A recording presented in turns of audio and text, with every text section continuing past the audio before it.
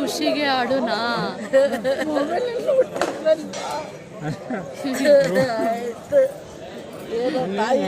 ಆ ತಾಯಿ ಕರ್ಸ್ಕೊಂಡಳೆ ನಮ್ಮನ್ನು ಕರ್ಸ್ಕೊಂಡು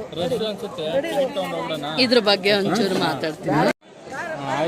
ಹೇಳ್ಬೇಕಂದ್ರೆ ಚಾಮುಂಡಿ ಬೆಟ್ಟಕ್ಕೆ ನಾವು ಬಂದಿದ್ದೀವಲ್ವಾ, ಸ್ವಕಾರ್ಯ ಸ್ವಾಮಿ ಕಾರ್ಯ ಎರಡೂ ಆಗಲಿ ಅಂತ 2024ನೇ ಇಸ್ವಿಯಲ್ಲಿ ನಾನು ಮಾತಾಸ್ಪಿಟ್ಲಲ್ಲಿ ಅಡ್ಮಿಂಟ್ ಆಗಿದ್ದೆ. ಆ ಟೈಮಲ್ಲಿ ನಾನು ದೇವ್ರನ್ನೆಲ್ಲ ಬೇಡ್ತಿದ್ದೆ, ನನ್ನ ಬದುಕಿಸ್ಕೊ ಅಂದ್ಬಿಟ್ಟು. ಆವಾಗ ಚಾಮುಂಡೇಶ್ವರಿ ಬೆಟ್ಟಕ್ಕೂ ಬರ್ತೀನಿ ಅಂತ ನಾನು ಅದು ಹರಿಸ್ಕೊಂಡಿದ್ದೆ, ಕೊರಗಜ್ಜನಿಗೆ ಮತ್ತು ಮಾದಪ್ಪನಿಗೆ ಮತ್ತು ಧರ್ಮಸ್ಥಳಕ್ಕೆ ಹಿಂಗೆ ಹರಿಸ್ಕೊಂಡಿದ್ದೆ. ಚಾಮುಂಡಿ ಬೆಟ್ಟಕ್ಕೂ ಬರಬೇಕು ಅಂತ ಹರಿಸ್ಕೊಂಡಿದ್ದೆ. ಬರೋಕ್ಕಾಗಿರಲಿಲ್ಲ 2024ನೇ ಇಸ್ವಿಯಲ್ಲಿ. 24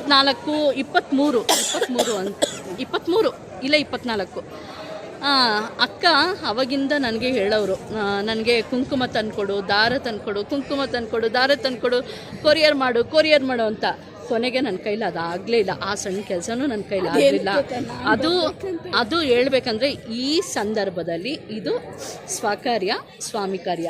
ಅಕ್ಕನ್ನೂ ಕರ್ಕೊಂಬಂದಂಗಾಯಿತು ಅಂದ್ಬಿಟ್ಟು ನಾವು ಇವತ್ತು ನಮ್ಮ ತಮ್ಮ ನಮ್ಮ ಫ್ಯಾಮಿಲಿ ಅಕ್ಕನ್ನ ಕರ್ಕೊಂಡು ಚಾಮುಂಡಿ ಬೆಟ್ಟಕ್ಕೆ ಬಂದಿರೋದು ಇದಕ್ಕೋಸ್ಕರ. ನಂದು ಸ್ವಕಾರ್ಯ ಸ್ವಾಮಿ ಕಾರ್ಯ, ಸ್ವಕಾರ್ಯ ಇಲ್ಲಾಂದರೆ ಸ್ವಕಾರ್ಯ ಇಲ್ಲ ಸ್ವಾಮಿ ಕಾರ್ಯ. ಆ ರೀತಿ ಅಕ್ಕನಿಗೂ ಬೇಕಿತ್ತು, ನನಗೂ ಬೇಕಿತ್ತು ಚಾಮುಂಡಮ್ಮನ ಮಡಲು. ಅಷ್ಟೇ. ನೋಡಿ ಎಷ್ಟು ಕಣ್ಣೀರು ಹಾಕೊಂಡ್ರಿ, ಎಷ್ಟು ಹತ್ರು ಅಂದರೆ ನಾನು ಬರೋಷ್ಟರಲ್ಲಿ ಎಲ್ಲ ಆಲ್ಮೋಸ್ಟ್ ನಿಂತೋಗ್ತಾ ಇತ್ತು, ಅಷ್ಟು ಹತ್ತಿದ್ದಾರೆ. ಅಲ್ಲಿ ಬಂದು ನಿಂತಲ್ಲ ಅಳು ಬಂದ್ಬಿಡ್ತು. ಅಕ್ಕನಿಗೆ ತುಂಬ ಆಸೆ ಅಂತೆ ಫೋಟೋ ಹಿಡಿಸ್ಕೊಬೇಕು ಅಂತ, ಅದಕ್ಕೆ ಫೋಟೋ ಹಿಡಿಸ್ಕೊತಾ ಇದ್ದಾರೆ. ಚಾಮುಂಡೇಶ್ವರಿ ದೇವಸ್ಥಾನದ ಮುಂದೆ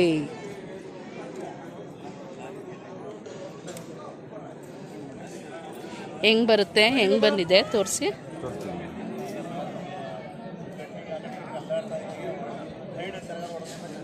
ಫೇಸ್ ಎಲ್ಲ ಕ್ಲೀನ್ ಆಗುತ್ತಾ, ಹೇರ್ ಎಲ್ಲ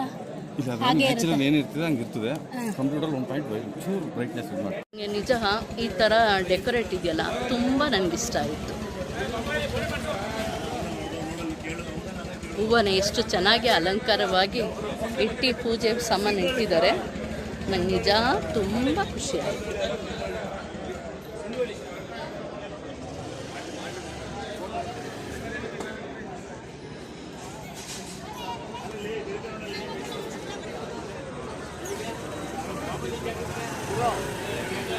ಅಂತೂ ಇಂತೂ ಚಾಮುಂಡಿ ಬೆಟ್ಟಕ್ಕೆ ಬಂದಾಯಿತು, ದೇವಸ್ಥಾನಕ್ಕೆ ಬಂದಾಯಿತು. ನಂಗೆ ತುಂಬ ನಿಜ ಖುಷಿ ಆಗ್ತಾಯಿದೆ, ಎಷ್ಟು ಆನಂದ ಆಗ್ತಾಯಿದೆ ಗೊತ್ತಾ.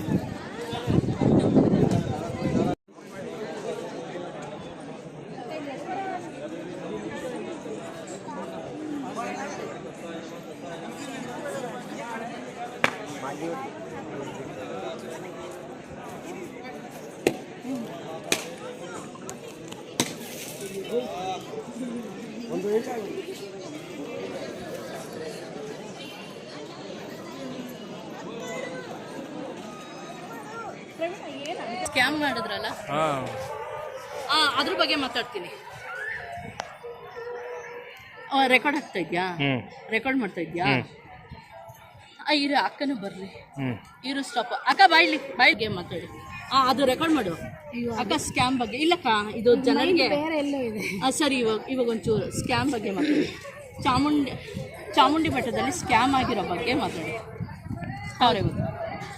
ಏನು ಮಾತಾಡಲ್ಲ, ನನಗೆ ಗೊತ್ತೇ ಆಗಲ್ಲ. ನೋಡಿ, ದೇವ್ರು ನೋಡಿ ಖುಷಿಗೆ ಅವ್ರ ಸ್ಕ್ಯಾಮ್ ಬಗ್ಗೆ ಅವ್ರು ಮಾತಾಡ್ಬಿಟ್ಟು ಏನು ಕಂಪ್ಲೇಂಟೇ ಮಾಡೋದು ಬೇಡ ಅಂತ ಹೇಳ್ತಾ ಇದ್ದಾರೆ. ನಾವು ಅಲ್ಲಿ ತಗೊಂಡ್ವಿ, ಅವ್ರು ಹೇಳಿ ದುಡ್ಡು ಕೊಡ್ತಗೊಂಡ್ರೆ ಅಷ್ಟರೊಳಗೆ ಕವರ್ಲ್ಲಿ ಹಾಕ್ಬೇಕಂತ ಹೇಳಿದ್ರು. ನಾವು ಅದಕ್ಕೆ ಇಟ್ಕೊಂಡ್ರೆ ಅದರಲ್ಲಿ ನೋಡಿ ಇದು ಮಾಡಿ ಚೀಟ್ ಮಾಡಿಬಿಟ್ಟಿದ್ದಾರೆ. ಅಕ್ಕ ಚೆನ್ನಾಗಿರೋ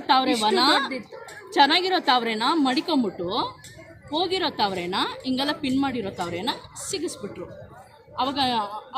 ಆವಾಗಲೇ ಗೊತ್ತಾಗೋಯ್ತು ಇದು ಸ್ಕ್ಯಾಮ್ ಆಯಿತು. ತಾವ್ರೆ ಅವನು ಯಾವಾಗ ಎತ್ಕೊಂಡು ಹೋದ ನಂಗೆ ಅವಲೇ ಡೌಟ್ ಬಂತು. ನಾನು ಅದಕ್ಕೆ ಬೇಡ ಕವರೇನಿಕೆ ಪುಟ್ಟಿನೇ ಕೊಡ್ರಿ ಅಂತ. ನಾವು ಎಷ್ಟು ಖುಷಿಯಿಂದ ದುಡ್ಡು ಕೊಟ್ಟು ಹಿಂಗೆ ತಗೊಂಡು ನೋಡಿದ್ರೆ ಆ ರೀತಿ ಅಲ್ಲ, ತಗೊಂಡಿದ ತಕ್ಷಣ ಆಮೇಲೆ ಕಾಯಿನೂ ಸ್ಕ್ಯಾಮ್ ಮಾಡೋರು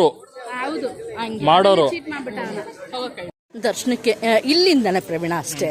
ಇಲ್ಲಿಂದ ದರ್ಶನ ಅಂತ ರಶ್ ಇಲ್ಲ. ಆ್ಯಕ್ಚುಲಿ ನೆನ್ನೆ ಬರಬೇಕು ಅಂತ ಇದ್ದೋ, ಮಂಗಳವಾರ ಸಿಕ್ಕಾಮಟ್ಟೆ ರಶ್ ಇರುತ್ತೆ ಅಂತ ಬೇಡ ಅಂದ್ಬಿಟ್ಟು ಇಲ್ಲ, ಸಿಕ್ಕಾಮಟ್ಟೆ ರಶ್ ಇರುತ್ತೆ ಅಂತ ನಾನು ಸುಮ್ಮನೆ ಅದೇ ಕಣಕ್ಕ ಹೇಳ್ಬೇಕಂದ್ರೆ. ಅಂತ ಬಂದಿಲ್ಲ ನಾವು.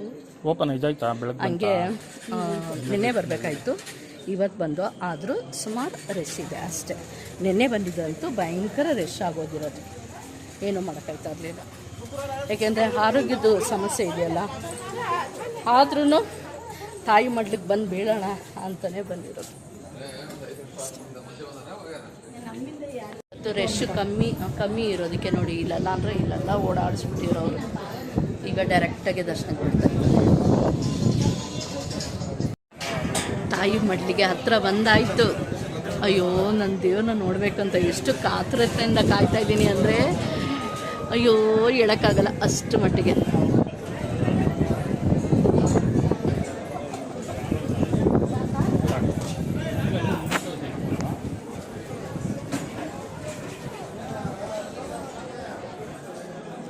ನೋಡಿ ಸಂಪಿಗೆ ಮರ, ಸಂಪಿಗೆ ಮರದ ಹಿನ್ನೆಲೆ ಹೇಳ್ತೀನಿ, ನಿಧಾನಕ್ಕೆ ಹೇಳ್ತೀನಿ, ಸುಮ್ಮನೆ ನನಗೆ ರೆಕಾರ್ಡ್ ಮಾಡ್ಕೊಂಡಿರ್ತೀನಿ.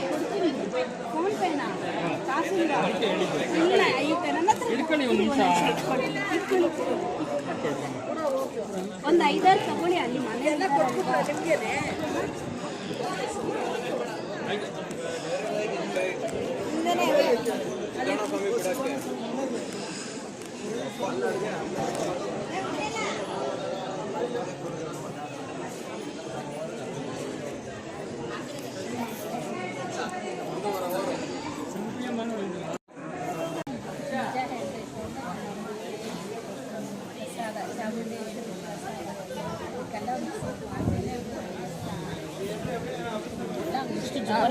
ಜೋರ ಬಾವು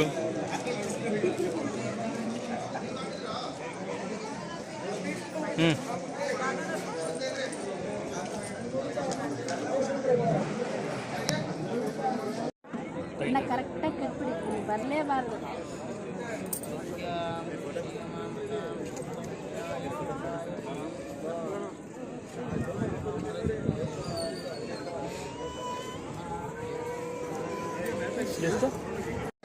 ನೋಡಿ ಅಮ್ಮ, ಅಮ್ಮ ನಿಮ್ಮ ಕಣ್ಣಿಗೆ, ಅಮ್ಮ ನಿಮ್ಮ ಕಣ್ಣಿಗೆ ಚೆನ್ನಾಗಿ ಕಾಣೋದು ಅಂತ ಯಾವ್ದು ಹೇಳಮ್ಮ?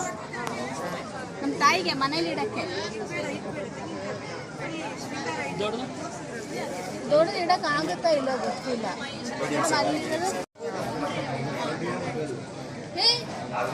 ಕರ್ಕೊಂಡ್ಬರ್ಬೇಕಂದ್ರೆ 2 ದಿವಸಕ್ಕೆ ಮುಂಚೆನೇ ಬರಬೇಕು ದೇವಸ್ಥಾನಕ್ಕೆ.